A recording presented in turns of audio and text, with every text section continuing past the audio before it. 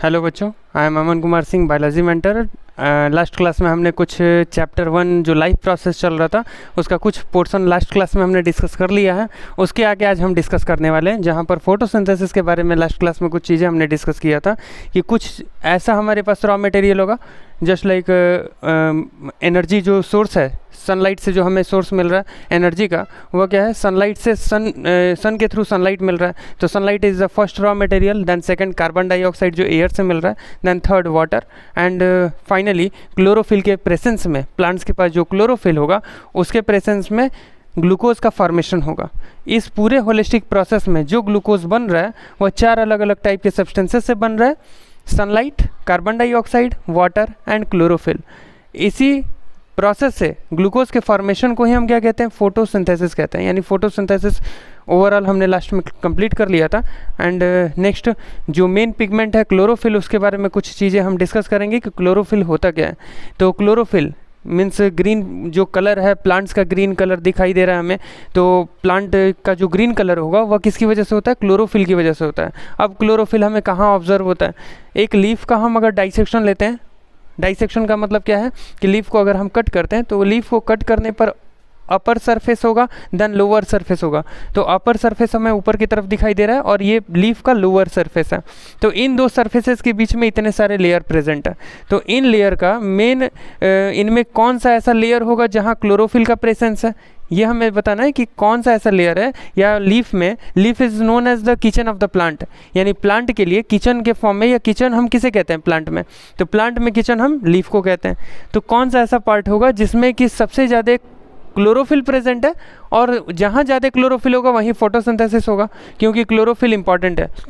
Chlorophyll अभी हमने previous में समझा है कि chlorophyll is a important pigment which are mainly role in the process of photosynthesis. तो फोटोसिंथेसिस में क्लोरोफिल का इंपॉर्टेंस है। लीफ में कहाँ प्रेजेंट होगा, लीफ में सबसे ऊपर की तरफ एक लेयर है, ये जो ऊपर की तरफ सरफेस बन रहा है, ये ऊपर का सरफेस, इस ऊपर के सरफेस को हम क्या कहते हैं, वैक्स क्यूटिकल कहते हैं। वैक्स क्यूटिकल यानी साइनी सरफेस। उसके जस्ट नीचे की तरफ एक एपिडर्मल लेयर होगा, ये हमारे पास एपिडर्मल लेयर है। अब नीचे कुछ और सेल्स हमारे पास प्रेजेंट है। ये कुछ ऐसे सेल्स हैं, ये जो हम सेल्स देख रहे हैं यहाँ से लेकर ये पूरे नीचे तक, ये जो लाइट कलर्ड है, इन सभी सेल्स को हम क्या कहते हैं, मीजोफिल कहते हैं। Mesophyll cells. यानी अगर लीफ में पूछा जाता है कि लीफ में कहाँ पर क्लोरोफिल का प्रेजेंस होगा, mesophyll is the cell which present inside the leaf that completely consist the chlorophyll, means site of the chlorophyll is mesophyll cells. यानी मीजोफिल सेल जो प्रेजेंट होंगे उन्हीं में क्लोरोफिल होगा।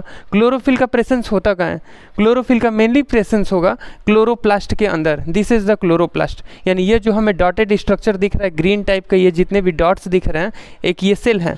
तो ये दो अलग अलग टाइप के मेसोफिल, हम आगे की तरफ पढ़ेंगे कि मेसोफिल के दो अलग टाइप्स होते हैं। जो ये रेक्टेंगुलर शेप दिख रहा है, ये रेक्टेंगुलर शेप को हम पैलिसेड मेसोफिल कहते हैं।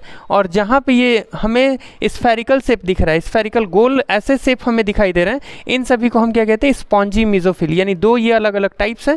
मेसोफिल को हमने डिवाइड किया दो पार्ट्स में, एक पैलिसेड मेसोफिल और दूसरा स्पॉन्जी मेसोफिल। तो ये दोनों मेसोफिल ही क्या बनाते हैं, ये पूरे मेसोफिल का स्ट्रक्चर। और फाइनली मेसोफिल में क्या होगा, क्लोरोफिल प्रेजेंट होगा।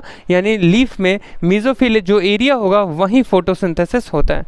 तो मेसोफिल में क्या प्रेजेंट होगा, क्लोरोप्लास्ट प्रेजेंट है। ये जो राउंड स्फेरिकल स्ट्रक्चर है, क्लोरोप्लास्ट आपने सेल में पढ़ा होगा लास्ट क्लास में, क्लास 9th में, कि एक सेल है, सेल के अंदर एक क्लोरोप्लास्ट होता है, क्लोरोप्लास्ट जिसके अंदर क्लोरोफिल पिगमेंट होगा। और क्लोरोफिल जहाँ भी प्रेजेंट होंगे उन सभी प्लेसेस पर फोटोसिंथेसिस वाला प्रोसेस स्टार्ट हो जाएगा, क्योंकि chlorophyll is the compulsory for the process of photosynthesis. Photosynthesis के लिए सबसे जरूरी क्या है, क्लोरोफिल है।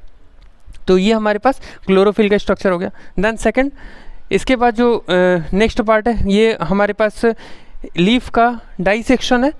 Upper layer of the leaf and lower layer of the leaf. Leaf का सरफेस ऊपर डार्क ग्रीन देख रहे हैं, नीचे की तरफ लाइट ग्रीन देख रहे हैं। इन दोनों लेयर के बीच में ये सभी प्रेजेंट है। ये ध्यान देंगे कि लीफ का जो अपर सरफेस है और लोअर सरफेस है, उसके बीच में ये अलग अलग लेयर्स प्रेजेंट होते हैं। ये जो खंबे की तरह दिखाई दे रहे हैं रेक्टेंगुलर शेप में, इन्हें हम क्या कहते हैं, पैलिसेड मेसोफिल। उसके नीचे जो स्फेरिकल स्ट्रक्चर है, गोल गोल ऐसे दिखाई दे रहा है स्पंज की तरह, इस वजह से इसको हमने स्पंजी बोला है। बीच में एयर सैक भी है, एयर स्पेसेस है। इन एयर स्पेसेस के साथ ये पूरी तरीके से एक लीफ का स्ट्रक्चर है। क्लोरोफिल, इस लीफ का डाइसेक्शन लेने का मेन पर्पज़ क्या था कि हमें ये बताना कि क्लोरोफिल मेनली लीफ के कौन से सेल में प्रेजेंट होते हैं। कई सारे सेल हैं, ऊपर का एक लेयर बन रहा है तो वहाँ एपिडर्मल दिख रहे हैं, एपिडर्मल सेल, एपिडर्मिस, और नीचे के भी ये जो सेल हैं ये भी एपिडर्मिस है। तो ये जनरली हमारे पास पूरा स्ट्रक्चर है जो कि किसको शो कर रहा है, क्लोरोफिल पिगमेंट की क्लोरोफिल कहाँ प्रेजेंट होते हैं। देन नेक्स्ट हम ये एक क्लोरोप्लास्ट का फिगर देख रहे हैं कि क्लोरोप्लास्ट में एक ये हमारे पास पैलिसेड सेल है। पैलिसेड अभी ये आपने देखा, ये पैलिसेड सेल, इन पैलिसेड सेल को पूरा डिटेल में दिखाया गया कि एक पैलिसेड सेल, इसमें बीच में वैक्यूल है, और ये एक क्लोरोप्लास्ट है। This is the chloroplast which contains the chlorophyll. This is the chloroplast that contains the chlorophyll. यानी एक क्लोरोप्लास्ट ये जो दिखाई दे रहा है यही क्लोरोफिल कंटेन करता है, ठीक है। और उसके अलावा साइटोप्लाज्म, एक सेल का स्ट्रक्चर है तो साइटोप्लाज्म होगा ही। देन नेक्स्ट एक क्लोरोप्लास्ट का डायग्राम कि क्लोरोप्लास्ट में कौन कौन से अलग अलग चीज़ें प्रेजेंट है। क्लोरोप्लास्ट में एक कवर करता हुआ पूरा बॉडी है, यानी बाहर का आउटर कवरिंग, मतलब covering layer, the layer which covers the organelle, ऐसा पार्ट जो कि कवर कर रहा है, तो आउटर कवरिंग हो गया, ये आउटर कवरिंग है। This is outer covering and second layer is inner covering. दो हमारे पास कवरिंग्स दिख रही हैं, एक हमारे पास क्या है, ये बाहर की तरफ एक कवरिंग हो गया, इसके अलावा ये इंटरनल एक कवरिंग हो गया। इन दोनों, ये एक लेयर है, फिर ये दूसरा लेयर है, इन दोनों के बीच में ये जो हमें स्पेस मिल रहा है, इस स्पेस को हम क्या कहते हैं, इंटरमेम्ब्रेनस स्पेस। ये स्पेस क्या कहलाता है, इंटरमेम्ब्रेनस स्पेस। एंड देन ये पूरा जो हमारे पास स्टैक होगा, एक जो सिक्के की तरह दिखाई दे रहा है, इसे हम क्या कहते हैं, थैलेकॉइड कहते हैं। ये क्या होगा, थैलेकॉइड होगा। इसी थैलेकॉइड के अंदर ये थैलेकॉइड का जो मेम्ब्रेन होगा, ये जो थैलेकॉइड हैं ये भी डबल लेयर्ड मेम्ब्रेन है, और इनके बीच में क्या प्रेजेंट है, इनके बीच में क्लोरोफिल प्रेजेंट है। यानी thylakoid contains the chlorophyll, thylakoid contains the chlorophyll pigment. तो क्लोरोफिल पिगमेंट का अगर साइट पूछा जाता है तो आपको क्या बताना है कि एक ग्रैनम का स्ट्रक्चर है। Granum is a stack like structure which contains the many thylakoid, means बहुत सारे ऐसे सिक्के दिखाई दे रहे हैं एक दूसरे के ऊपर लगे हुए हैं। तो इनको हम क्या कह रहे हैं, ये पूरा जो एक बंडल है, इस पूरे बंडल को हम क्या कहते हैं, इस पूरे बंडल को हम ग्रैनम कह रहे हैं। और एक मतलब ये पूरा जो ग्रैनम है, इस ग्रैनम में जितने अलग अलग ये सिक्के हैं, ये जितने सिक्के हैं, इनको सेपरेटली थैलेकॉइड से इंडिकेट करते हैं। इसको हम क्या नाम देंगे, थैलेकॉइड नाम देंगे। और इन थैलेकॉइड का जो मेम्ब्रेन होगा, ये भी डबल लेयर्ड मेम्ब्रेन से बने हैं, इनका जो थैलेकॉइड का मेम्ब्रेन होगा उसमें क्लोरोफिल प्रेजेंट होता है। एक क्लोरोप्लास्ट में मैं क्लोरोफिल का प्रेजेंस बता रहा हूँ कि कहाँ होता है, तो थैलेकॉइड के मेम्ब्रेन में क्लोरोफिल प्रेजेंट होता है। और इसके अलावा ये पीछे की तरफ जो बैकग्राउंड मटेरियल है, इसे हम क्या कहते हैं, स्ट्रोमा कहते हैं। This background material light yellow colour का, ये जो पूरा पीछे की तरफ दिखाई दे रहा है, दिस इज स्ट्रोमा, इसे हम क्या कहते हैं, स्ट्रोमा। एंड फाइनली एक स्टैक है, ये दूसरा स्टैक है, तीसरा ग्रैनम है। ये ग्रैनम, ग्रैनम यानी बंडल, थैलेकॉइड के बंडल को ग्रैनम हमने टर्म दिया है। थैलेकॉइड के बंडल को हम क्या कह रहे हैं, ग्रैनम कह रहे हैं। तो पहला वाला ग्रैनम है, दूसरा है, तीसरा है, और ये ग्रैनम एक दूसरे से इंटरलिंक है, एक दूसरे से जुड़े हुए हैं। इन जुड़े हुए पार्ट को हम क्या कहते हैं, इन्हें हम लैमिना कहते हैं, लैमिला, यानी स्ट्रोमा लैमिला कह सकते हैं, या लैमिला उसे हम टर्म देंगे। क्या टर्म देंगे, लैमिला। इसे हमने टर्म दे दिया lamella. Lamella is the interlink और that is the connecting point between two granum. दो अलग अलग ग्रैनम जो स्टैक था, उन दोनों को जोड़ने के लिए लैमिला प्रेजेंट होगा। ठीक है, ये चीज़ें क्लियर हो गई होंगी। अब नेक्स्ट इसके बाद देखते हैं कि और हमारे पास, तो ये प्रीवियस में हमने डिस्कस कर लिया। फिर अब stomata, what is stomata, stomata होता क्या है, तो इससे प्रीवियस में हमारे पास जो लीफ है, उस लीफ का जो अपर सरफेस होगा और लोअर सरफेस होगा, उन दोनों सरफेसेस पे क्या प्रेजेंट होते हैं, टाइनी पोर्स प्रेजेंट होंगे। अब लीफ पे ऐसे देखेंगे तो ऐसे हमें ऑब्जर्व नहीं होगा, माइक्रोस्कोपिक स्ट्रक्चर बहुत ही छोटे होते हैं। ऐसे ये माइक्रोस्कोप के थ्रू देखा हुआ स्ट्रक्चर है। माइक्रोस्कोप जब हम ऑब्जर्व करते हैं लीफ का, हम एपिडर्मिस लेंगे। एपिडर्मिस का मतलब है ऊपर का छिलका, निकाल सकते हैं छिलका कैसे, मतलब उसको हम जब टर्न करते हैं, लीफ को तोड़ते हैं और लीफ को एक तरफ से मतलब दबाकर ऐसे नीचे की तरफ खींचेंगे तो उसमें एकदम पतला झिल्ली की तरह दिखाई देगा जो कि कलरलेस टाइप का होगा। वही क्या है, एपिडर्मल लेयर है। उस एपिडर्मल लेयर को ऑब्जर्व करेंगे माइक्रोस्कोप के नीचे तो हमें इस टाइप का ये टाइनी पोर्स दिखाई देगा। ये देखिए, ये गार्ड सेल्स दिखाई दे रहे हैं, इस टाइप के गार्ड सेल्स, ये बाहर की तरफ, और बीच में ये पोर है। ये हमारे पास क्या है, ये टाइनी पोर्स हमें क्लियर तरीके से दिखाई दे रहे हैं। किसमें, लीफ के स्ट्रक्चर में। तो लीफ का ऊपर का सरफेस हो या नीचे का, यानी अपर सरफेस हो या लोअर सरफेस हो, दोनों में क्लोरोफिल प्रेजेंट हो, ये स्टोमेटा प्रेजेंट होते हैं। क्लोरोफिल तो हमने डिस्कस कर लिया है। हम अभी बात कर रहे हैं किसके बारे में, स्टोमेटा के बारे में, कि स्टोमेटा कहाँ लोकेट होते हैं। तो स्टोमेटा का लोकेशन हमें क्लियर तरीके से ऑब्जर्व होगा प्लांट के लीफ में, अपर सरफेस यानी अपर surface of the leaf and lower surface of the leaf. ये स्टोमेटा का, स्टोमेटा अगर पूछा जाता है कि स्टोमेटा क्या होता है, तो स्टोमेटा टाइनी पोर्स होते हैं, छोटे छोटे छेद हैं लीफ के ऊपर।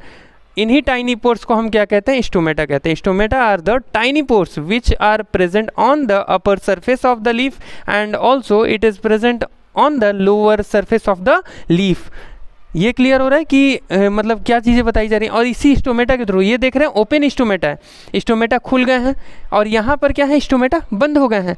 स्टोमेटा का खुलना और बंद होना एक मतलब मैकेनिकल इसका मैकेनिकल एक पाथवे होगा, जहाँ से कि हम इसको भी समझेंगे कि स्टोमेटा का खुलना और बंद होना क्यों होता है। और स्टोमेटा का फंक्शन पहले हम डिस्कस कर लेते हैं कि स्टोमेटा का फंक्शन क्या है। तो फंक्शन ऑफ स्टोमेटा, स्टोमेटा जैसे हमारे बॉडी में जो हम रेस्पिरेशन कर रहे हैं अपने नोज़ के थ्रू, इनहेल हमने किया, अपने नाकों के द्वारा हमने क्या किया, इनहेलेशन, सांस लेने वाला काम। हमारे बॉडी में कौन सा ऑर्गन है जो ब्रीदिंग के लिए रिस्पॉन्सिबल है, नोज़ है।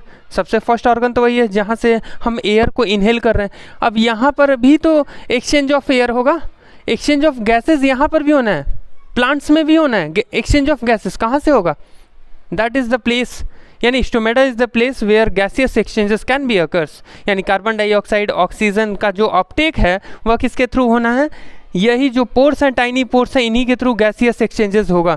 इसके अलावा ये तो पहला फंक्शन हो गया गैसियस एक्सचेंजेस। दूसरा फंक्शन है ट्रांसपीरेशन। होता क्या है ट्रांसपीरेशन, ट्रांसपीरेशन होता है पानी का भाप में निकल जाना। प्लांट बॉडी से जो पानी प्लांट के बॉडी में होगा वो पानी क्या होगा, वह पानी वेपर के फॉर्म में प्लांट के बॉडी से बाहर रिलीज होगा। तो जो प्लांट बॉडी से वेपर के फॉर्म में वाटर जो बाहर रिलीज हो रहा है उसे हम क्या कहते हैं, उसे ट्रांसपीरेशन कहते हैं। या सिंपली आप इसको डिफाइन कर सकते हैं, transpiration is the process in which the loss of water occurs from the surface of leaf. यानी लॉस ऑफ वाटर केवल याद रखेंगे तो भी काम हो जाएगा। लॉस ऑफ वाटर कहाँ से लॉस ऑफ वाटर है, सरफेस ऑफ द लीफ, यानी पत्तियों का जो सतह होगा, पत्तियों का जो ऊपर का सरफेस होगा, वहाँ पर हीट मिल रहा है। जब भी किसी भी चीज़ पर हम हीट डालते हैं तो वहाँ जो वाटर होगा वह कन्वर्ट हो जाएगा गैसियस फॉर्म में, यानी वेपर में। पानी जो है भाप में बदल जाएगा, कब, जब हीट होता है। तो इसी को हम ट्रांसपीरेशन कहते हैं। तो दो हमने फंक्शन यहाँ पढ़ा है, gaseous exchanges and transpiration. These are the main two function of the stomata. Stomata की ये दो फंक्शन आपको याद रखना है, ठीक है। और एक स्टोमेटा का अगर डायग्राम देखते हैं तो वहाँ पर कौन कौन से अलग अलग पार्ट हैं जो कि स्टोमेटा बनाते हैं। स्टोमा हम केवल पोर के लिए कहते हैं। स्टोमा एंड स्टोमेटा वो क्या है, केवल एक छोटा सा पोर है। इस पोर को हम क्या कह रहे हैं, स्टोमेटा कह रहे हैं। और ये बाहर की तरफ से कवर होते हैं गार्ड सेल से। और गार्ड सेल, ये गार्ड सेल है। गार्ड यानी गार्ड जानते हैं ना, गेट पे क्या खड़ा होता है, गार्ड खड़ा होता है। गार्ड क्या करता है, बाहर की तरफ गेट पे खड़ा है, किस लिए, मतलब एंट्री और एग्जिट अलाउ करने के लिए।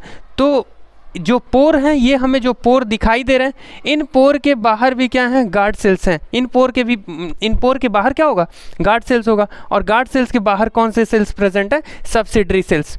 सब्सिडरी हम किसको कह रहे हैं, एसेसरी सेल्स को कह रहे हैं। Accessory means these are the means some cells which completely help the guard cell. यानी ऐसे ये बाहर के सेल हैं जो कि किसको हेल्प करते हैं, गार्ड सेल को हेल्प करते हैं। तो हेल्पर सेल्स भी हम कह सकते हैं, इनको हम क्या कह सकते हैं, हेल्पर सेल्स। तो जनरली सबसे फर्स्ट हमने देखा टाइनी जो पोर्स हैं, उसके बाहर की तरफ ये जो गार्ड सेल्स होंगे, और बाहर उसके भी बाहर क्या है, सब्सिडरी सेल्स हैं। इस तरीके से एक हमें स्टोमेटा का स्ट्रक्चर दिखाई देता है। और स्टोमेटा का मेन रोल आपने समझा है कि transpiration and gaseous exchanges two means main function of the stomata is gaseous exchanges and transpiration. Then अब नेक्स्ट जो नेक्स्ट स्लाइड होगा उसमें आप देखेंगे कि ये स्टोमेटा के पोर्स दिखाई दे रहे हैं। जब हम लीफ का डाइसेक्शन लेते हैं तो लीफ के डाइसेक्शन में हमें क्लियर तरीके से ऑब्जर्व होंगे कि गार्ड सेल्स दिखाई दे रहा है और स्टोमा दिखाई दे रहा है। ये लीफ का डाइसेक्शन है। इसके बाद स्टोमेटा को हमने डिस्कस कर लिया इसे प्रीवियस में, कुछ एक्टिविटीज़ दी गई हैं। अब nutrition in animals, nutrition in plant में हमने सबसे फर्स्ट इंपॉर्टेंट जो टॉपिक फोटोसिंथेसिस, उसको हमने पूरा कवर कर लिया कि फोटोसिंथेसिस किस टाइप का प्रोसेस है। उसमें रॉ मटेरियल्स में हमने सनलाइट को देखा था कि sunlight, carbon dioxide, water and chlorophyll, these are the 4 important substances which are essential for the photosynthesis process. तो फोटोसिंथेसिस प्रोसेस में 4 अलग अलग रॉ मटेरियल जिसका यूज़ करके फाइनली प्लांट क्या तैयार कर ले रहे हैं, प्लांट्स प्रिपेयर्ड ग्लूकोज, यानी प्लांट के थ्रू ग्लूकोज का जो फॉर्मेशन है वह इन 4 रॉ मटेरियल्स के थ्रू हो जा रहा है। ये हमारा न्यूट्रिशन किस में कंप्लीट होता है, प्लांट्स के केस में न्यूट्रिशन, प्लांट अपने आप को पोषण दे रहे हैं। और मीन्स ऑटोट्रॉफिक अभी हमने न्यूट्रिशन बोला, तो ऑटोट्रॉफिक न्यूट्रिशन में प्लांट अपने आप को नरिश कैसे करते हैं, वह प्रोसेस क्या है, फोटोसिंथेसिस है। मीन्स ऐसा प्रोसेस जहाँ पर कि प्लांट अपने आप को नरिश कर लेते हैं। अब नेक्स्ट आते हैं हम न्यूट्रिशन इन एनिमल्स में न्यूट्रिशन कैसे होता है। तो 2 अलग अलग टाइप के एनिमल्स हम पढ़ते हैं। सिंपल फॉर्म में हम देखेंगे कि सबसे पहला जो एनिमल का टाइप होगा वह होगा यूनिसेल्यूलर, और दूसरा जो टाइप होगा मल्टीसेल्यूलर। यूनिसेल्यूलर में कैसे न्यूट्रिशन होता है, न्यूट्रिशन आपने समझा है कि जो भी फूड लिया जा रहा है उस फूड को एनर्जी के फॉर्म में कन्वर्ट करना, जो भी फूड लिया जा रहा है उस फूड को एनर्जी के फॉर्म में कन्वर्ट करना ही क्या होता है, न्यूट्रिशन होता है। तो न्यूट्रिशन हम सबसे पहले यूनिसेल्यूलर, अमीबा हम जो देख रहे हैं ये अमीबा है, इरेगुलर शेप है, इसका कोई फिक्स शेप नहीं होता है, जैसे आप मन है वैसे ड्रॉ कर देंगे, उल्टा सीधा कैसे भी ड्रॉ कीजिए। जैसे अभी मैं ये ड्रॉ कर रहा हूँ, हो गया amoeba, that is amoeba. Amoeba के लिए कोई ज़रूरी नहीं है कि आप को आर्टिस्ट होना, मतलब आर्टिस्ट होना इसके लिए इम्पोर्टेंट नहीं है, जैसे भी बना देंगे उसको हम अमीबा मान लेंगे कि हाँ अमीबा है, क्योंकि इरेगुलर शेप होता है। इरेगुलर का मतलब उसका कोई शेप फिक्स नहीं है। जनरली अर्थ पे हम कहेंगे कि जितने भी हमारे पास सेल हैं, हम जितने भी सेल को आसपास में ऑब्जर्व करते हैं उनमें 2 ऐसे सेल हैं, यानी एक ह्यूमन बॉडी में और एक इन्वायरमेंटल कंडीशन में, जो कि इरेगुलर शेप होते हैं, जिनका फिक्स शेप नहीं होता है। एक तो अमीबा है, हमारी बॉडी में WBC होता है, white blood cells, that is also भी इरेगुलर इन शेप। तो सबसे फर्स्ट अमीबा में न्यूट्रिशन कैसे होता है, ये चीज़ें हमें समझना है कि अमीबा न्यूट्रिशन कैसे लेते हैं, न्यूट्रिशन यानी कैसे अपने आप को नरिशमेंट करेंगे। इसके लिए एक वर्ड आपको याद रखना है, एक वर्ड माइंड में रखेंगे और उससे हम चीज़ों को क्लियर कर लेंगे, स्यूडोपोडिया। ये ध्यान रखना है, स्यूडोपोडिया क्या होता है, इस चीज़ को हम क्लियर करेंगे कि स्यूडोपोडिया क्या होता है।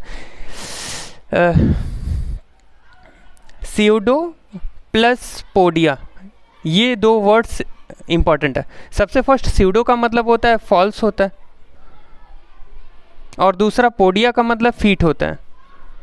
Pseudo means false and podia means feet, यानी फॉल्स फीट। यानी कोई भी ऐसा ऑर्गेनिज्म, जनरली हम अमीबा देख रहे हैं, अमीबा में क्या होगा, ये फीट बाहर की तरफ आना शुरू हो जा रहा है। मतलब जब इन्होंने देखा कि आसपास में फूड, इनको भूख लगा हुआ है, आँख तो है नहीं, इनको क्या करना है, वाटर करेंट, वाटर का जो फ्लो होगा, पानी का जो बहाव होगा, उस वाटर करंट से इनको ये फील होगा, ये रियलाइज़ होगा वाइब्रेशन इन वाटर। कहीं भी स्टैग्नेंट वाटर है, पानी कहीं भी जमा हुआ है, कलेक्टेड पानी है, वहाँ पर हमें अमीबा ऑब्जर्व होंगे। अमीबा क्या है, प्रोटोजोन्स है। प्रोटोजोन जानते हैं, प्रोटोजोन्स, उसके बारे में बाद में डिस्कस करेंगे। पहले अमीबा में न्यूट्रिशन तो करा दें कि अमीबा में खाना कैसे खाते हैं, या अमीबा कैसे खाना खाते हैं। अमीबा जिंदा है तो कैसे जिंदा है, तो जिंदा रहने के लिए तो खाना खाना जरूरी है, तो खाना कैसे खाते हैं इसके बारे में हम समझ रहे हैं। तो अमीबा ने क्या किया कि वाटर में प्रेजेंट है, पानी में है, वाटर करंट जब होगा, वाटर करंट पानी का फ्लो थोड़ा इधर उधर होगा, क्योंकि वहाँ पर और भी ऑर्गेनिज्म है, अमीबा के साथ साथ दूसरे भी ऑर्गेनिज्म हैं। जब दूसरे ऑर्गेनिज्म इधर उधर फ्लो करते हुए आगे पीछे बढ़ते हैं तो वाटर करंट इनको फील होगा। इनका जो बाहर का वॉल है यूनिसेल्यूलर है, ये एक ही सेल से बने हुए हैं, एक सेल से इनका लाइफ स्टार्ट होता है, एक ही सेल पे इनका दी एंड हो जाएगा। कभी भी मतलब ऐसा नहीं है कि कभी भी ये क्या होंगे, मतलब मल्टीपल सेल में कभी कन्वर्ट नहीं होते हैं, एक सिंगल सेल से बने हैं, सिंगल सेल पे ही इनका दी एंड होना है। तो जनरली हमने देखा कि बाहर से ये चारों तरफ से एक सिंगल लेयर्ड मेम्ब्रेन से ये बाउंडेड है, मीन्स ये जो मेम्ब्रेन है ये किस टाइप का है, ये प्लाज्मा मेम्ब्रेन है और सेल मेम्ब्रेन इसे कहते हैं, जो कि खुद में डबल लेयर्ड होता है, ठीक है। तो ये जो सेल मेम्ब्रेन है, इस सेल मेम्ब्रेन पर क्या होगा, एक कप लाइक स्ट्रक्चर यानी शेप बन जाएगा कप की तरह, ये कप की तरह शेप बन रहा है। और यहाँ पर जो कप की तरह शेप देने वाला है, ये ऊपर की तरफ ये दो टांग की तरह से बाहर की तरफ निकला हुआ ऐसा पोर दिखाई दे रहा है, ये एक पोर हो गया और दूसरा ये हो गया, और इस टाइप से इन्होंने शेप बना लिया। तो ये जो एक लेग की तरह हमें दिखाई दे रहा है, इसे हमने क्या बोला, इसे हमने फॉल्स बोल दिया। फॉल्स का मतलब क्या होता है, स्यूडो हम इसको नाम दे देंगे। इसको हमने क्या नाम दिया है, स्यूडो। स्यूडो का मतलब ही क्या होता है, फॉल्स होता है। रिक्वायरमेंट बेस्ड है, रिक्वायरमेंट बेस्ड है, ज़रूरत है तो इन्होंने बना लिया, खाना यहाँ पर आएगा, बीच में यहाँ पे खाना आ जाएगा। इन्होंने चारों तरफ से ये जैसे ऐसे नॉर्मल शेप था, ये नॉर्मल शेप में इन्होंने क्या किया, इस टाइप का शेप बना लिया। अब इस टाइप के शेप में जब खाना आएगा तो इन्होंने ये क्या किया, पैक कर लिया और अंदर की तरफ क्या आ चुका है, खाना आ चुका है। यही काम इसमें हो रहा है कि जनरली ये बाहर की तरफ से शेप बन रहा है, स्यूडो बन गया, स्यूडोपोडिया। इसी को हम क्या नाम दे रहे हैं, फॉल्स फीट बोल रहे हैं। इसी को हम क्या कहते हैं, स्यूडोपोडिया यानी फॉल्स फीट कहते हैं, कि ज़रूरत के हिसाब से इन्होंने चारों तरफ से पैर बना लिया। अब इसके अंदर क्या आएगा, ये फूड आ जाएगा, फूड अंदर की तरफ इनगल्फ हुआ और इन्होंने चारों तरफ से उसको पैक कर लिया। जहाँ इन्होंने पैक किया वहीं पर अंदर की तरफ क्या बन रहा है, फूड वैक्यूल्स का फॉर्मेशन हो गया। फूड वैक्यूल्स, जब फूड अंदर की तरफ लिया जाता है तो उस टाइम फूड वैक्यूल्स का फॉर्मेशन होता है, फूड वैक्यूल्स बन जाते हैं। फूड वैक्यूल काम क्या करता है, फूड वैक्यूल का काम होता है digestion of food. Food vacuole कब बनते हैं अमीबा में, जब फूड इंजेस्ट किया जाएगा। इंजेस्ट अभी इसके बाद प्रोसेस पूरा क्लियर कर लेंगे। अभी यहाँ पर केवल ये समझना है कि फूड के अंदर आने के बाद फूड वैक्यूल्स का फॉर्मेशन होगा। फूड वैक्यूल्स में कुछ एंजाइम्स होंगे, जो फूड उनके थ्रू लिया गया, जो खाना वो उन्होंने अमीबा ने खाया है, उस अमीबा पर एंजाइम्स काम करेंगे और उसका छोटे छोटे पीसेस में ब्रेकडाउन और वहीं पर एब्जॉर्प्शन एंड एसिमिलेशन हो जाएगा। एंड फाइनली जो वेस्ट होगा, उस वेस्ट को बाहर की तरफ रिलीज कर दिया जाएगा। ये जो अंदर की तरफ फूड वैक्यूल है, डाइजेशन हो गया, एसिमिलेशन भी हो चुका, एंड फाइनली इन फूड को बाहर की तरफ रिलीज कर दिया जाएगा। और यहाँ पर मीन्स न्यूट्रिशन अमीबा में कंप्लीट हो जाता है। अमीबा में क्या कंप्लीट हो जाएगा, न्यूट्रिशन, यानी फूड को लेने का प्रोसेस, फूड अंदर की तरफ डाइजेस्ट करने का process, then absorb, assimilate and finally eject. These are the processes which complete the nutrition in amoeba. ये चीज़ें क्लियर हो गई। तो यहाँ पर देखिए, ये कुछ डायग्राम्स दिए गए हैं, यहाँ पर क्लियर बताया गया कि सबसे फर्स्ट ये एनसीईआरटी का आपका डायग्राम है, जहाँ पर कि क्लियर इंडिकेट किया गया है कि ये न्यूक्लियस हमें दिख रहा है, फूड पार्टिकल बाहर की तरफ ऐसे ऑब्जर्व हो रहा है। स्यूडोपोडिया इन्होंने बना लिया, फॉल्स फीट बना लिया। फॉल्स फीट का यूज़ इन्होंने किया है, फॉल्स फीट का इन्होंने किस काम में यूज़ किया है, इन्होंने फॉल्स फीट का यूज़ किया है किस में, फूड को अंदर की तरफ लेने में, इंजेस्ट करने में। ये सबसे फर्स्ट फूड वैक्यूल का फॉर्मेशन होता है जब स्यूडोपोडिया में खाना है, बाहर से लॉक करते हैं और अंदर की तरफ जो फूड आया है वह किस में चारों तरफ से पैक हो जाएगा, फूड वैक्यूल में पैक हो जाएगा, डाइजेशन होगा। मीन्स जहाँ फूड वैक्यूल बन चुका है वहीं डाइजेशन, वहीं पर एब्जॉर्प्शन, वहीं assimilation. These are the 3 steps which occurs at the same site. एक ही साइट पर ये तीनों चीज़ें होंगी और फाइनली न्यूट्रिशन कंप्लीट होगा अमीबा में। अमीबा में खाना पच जाएगा और अमीबा को एनर्जी मिल जाता है और finally amoeba gets the energy after the completion of digestion. Digestion complete हुआ, एब्जॉर्प्शन हो गया, एसिमिलेशन हो गया, इजेक्शन हो गया एंड अमीबा एनर्जेटिक हो गया। अब वो आगे फिर से खाना मतलब एनर्जेटिक हो गया, फिर अपना वो जो वाटर में इधर उधर फ्लोट करना है वो फ्लोट करने वाला काम शुरू कर देगा। मतलब फाइनली हमने न्यूट्रिशन कंप्लीट कर लिया किसमें, अमीबा में। अब नेक्स्ट है nutrition in human being. Human being में न्यूट्रिशन कैसे होता है। ह्यूमन बींग में न्यूट्रिशन के लिए सबसे फर्स्ट हम कुछ स्टेप्स लिख लेते हैं कि कौन कौन से स्टेप्स इन्वॉल्व होते हैं और उसके बाद हम इसको कंप्लीट करेंगे। तो केवल स्टेप्स मैं अभी बता दे रहा हूँ कि स्टेप्स कौन कौन से हैं, उसके बाद नेक्स्ट क्लास में इसका पूरा डिटेल कवर करेंगे, ठीक है। तो कुछ स्टेप्स हैं जो कि इसमें इम्पॉर्टेंट है। सबसे फर्स्ट है, किस साइड लिखा जाए, इसको लिख देते हैं यहाँ पे सेंटर में। सबसे फर्स्ट स्टेप है nutrition. The steps which are important to complete the process of nutrition. Few steps are required और compulsory to complete the process of nutrition. Nutrition पूरा करना है तो कुछ स्टेप्स जरूरी हैं। कौन कौन से स्टेप जरूरी हैं, उन स्टेप्स को मैं लिख रहा हूँ। सबसे फर्स्ट है ingestion. First step is ingestion. Second step is digestion. Second step is digestion. Third step absorption.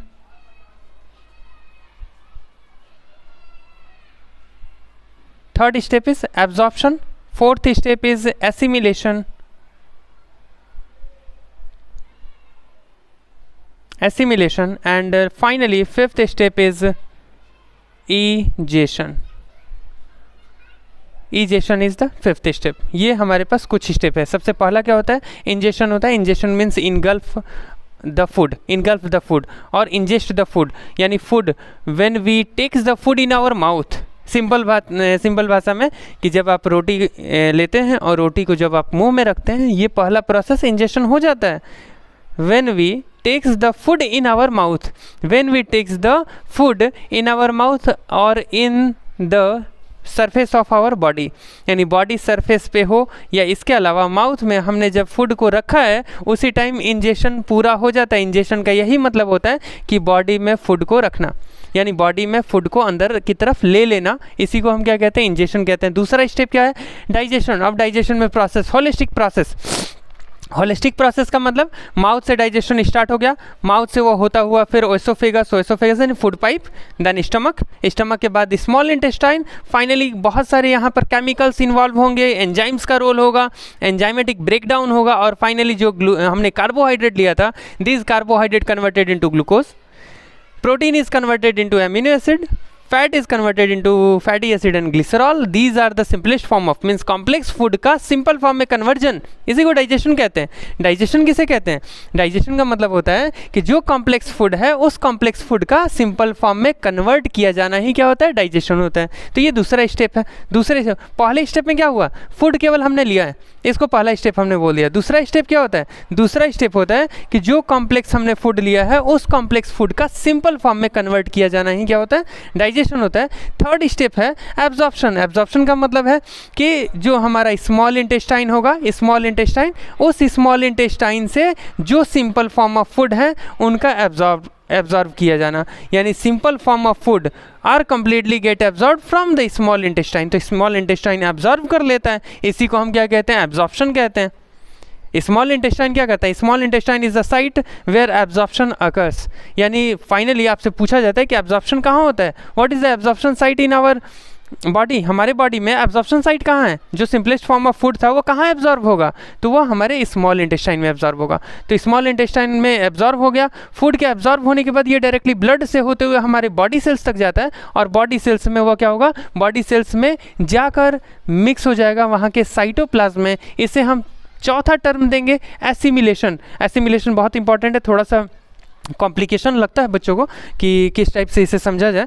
तो जनरली एब्जॉर्प्शन तक आपको समझ में आया कि एब्जॉर्प्शन क्या है. स्मॉल इंटेस्टाइन से डायरेक्टली ब्लड में जो भी सिंपलेस्ट फॉर्म ऑफ फूड थे उनका ट्रांसफ़र होना, ट्रांसलोकेट होना. कहाँ से? स्मॉल इंटेस्टाइन से हमारे ब्लड वेसल्स में जो फूड इस सिंपलेस्ट फॉर्म में थे उनका हमारे ब्लड स्ट्रीम में पहुंच जाना क्या होता है? एब्जॉर्प्शन होता है. और ब्लड से होते हुए हमारे बॉडी सेल्स के अंदर साइटोप्लाज्म में मिक्स होना, उसे एसिमिलेशन कहते हैं. और जब बॉडी सेल्स में ग्लूकोज जा चुका है तो अब ग्लूकोज का क्या होना है? एनर्जी में कन्वर्ट किया जाना है. ये तो लास्ट प्रोसेस है. तो जनरली वो एसिमिलेशन हो गया. एसिमिलेशन क्या होगा कि हमारे सेल के अंदर वो चीज़ें पहुंच गई हैं, जो भी हमने फूड लिया था वो हमारे सेल में पहुंच गया, इसे एसिमिलेशन हो गया. अब लास्ट प्रोसेस, जितना हमने खाया है कुछ निकालेंगे भी तो, कि सब हम खाते रहेंगे केवल? जितना खा रहे हैं क्या सब हमारे बॉडी के लिए यूज़फुल है? क्या सब हमारी बॉडी एब्जॉर्ब कर लेती है? कि कुछ वेस्ट भी निकलता है? कुछ वेस्ट भी है जो कि टाइम टू टाइम रिलीज़ होते रहना चाहिए. तो जो वेस्ट बॉडी में प्रेजेंट है उस वेस्ट को बाहर रिलीज़ करने का प्रोसेस लास्ट ईजेशन होता है. आखिरी जो प्रोसेस है उसे हम क्या कहते हैं? ईजेशन. इंजेशन और ईजेशन में फ़र्क समझना है. ये लेना और ये निकालना. शुरुआत में लेने से मतलब है और लास्ट जो निकालने से मतलब है, यानी दो अलग अलग स्टेप्स हैं. एक में हम क्या कर रहे हैं? एक में फूड ले रहे हैं और फूड में यूज़फुल मतलब यूज़फुल और अनडाइजेस्टेबल, डाइजेस्टेबल कुछ होगा, डाइजेस्टेबल में यानी पच जाएगा, यानी छोटे छोटे पीसेज में ब्रेक होगा, हमारे बॉडी के थ्रू एब्जॉर्ब होगा। कुछ चीज़ें होंगी अनडाइजेस्टेबल होंगी। अनडाइजेस्टेबल का मतलब वो पचेगा नहीं, पचने का मतलब है वो टूटेगा ही नहीं, वही डायरेक्ट बाहर की तरफ रिलीज़ किया जाएगा। और जो ब्रेक नहीं होता है, जो अनडाइजेस्टेबल होता है, अनडाइजेस्टेबल फूड मटेरियल होता है, उसको हम वेस्ट फूड कहते हैं, यानी वेस्ट फूड प्रोडक्ट कहते हैं। और वो वेस्ट फूड प्रोडक्ट हमारे बॉडी से जब रिमूव किया जाता है, इस प्रोसेस को हम क्या कहते हैं, ईजेशन कहते हैं। तो ये 5 स्टेप में हमारे बॉडी में न्यूट्रिशन कंप्लीट होता है।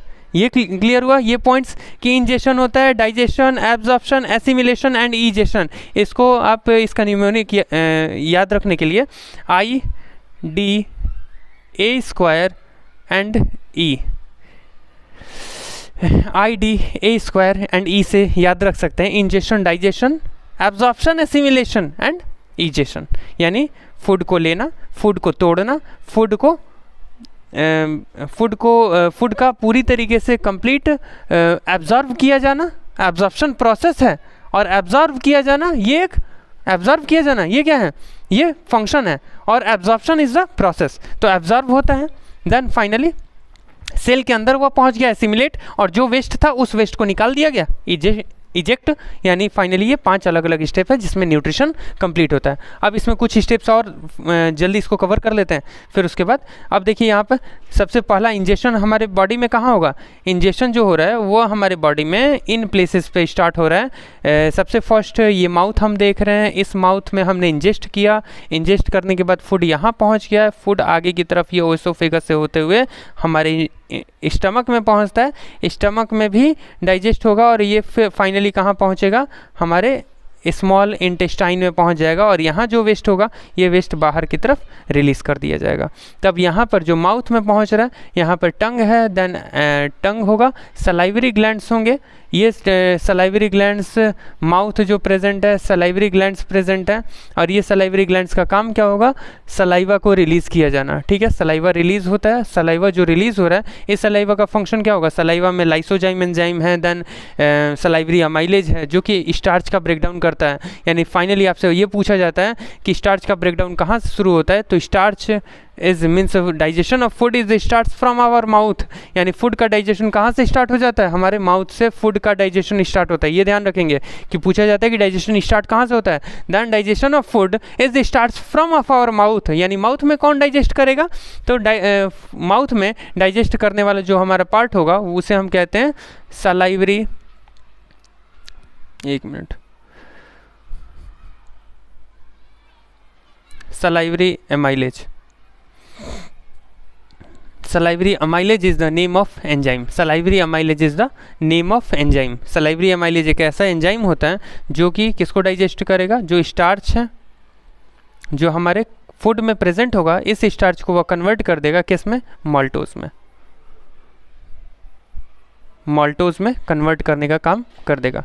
तो ये फाइनल सबसे फर्स्ट एंजाइमेटिक ही प्रोसेस है पूरा, जो हमारा पूरा डाइजेशन है, न्यूट्रिशन है।